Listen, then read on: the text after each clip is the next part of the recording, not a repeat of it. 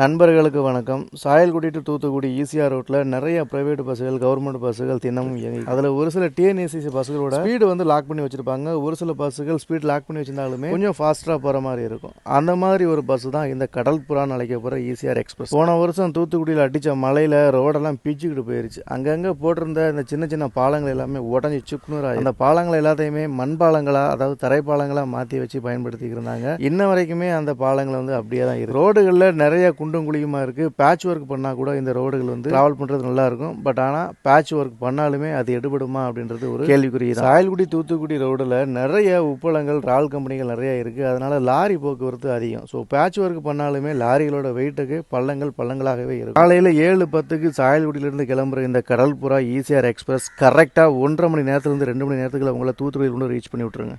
இந்த பஸ்ஸோட சீட்டுகள் long travel பண்றதுக்கு ரொம்ப கம்ஃபர்டபுளா இருக்குங்க. நண்பர்கள் யாராவது இந்த பஸ்ல டிராவல் பண்ணிருந்தீங்கன்னா கமெண்ட்ல சொல்லுங்க.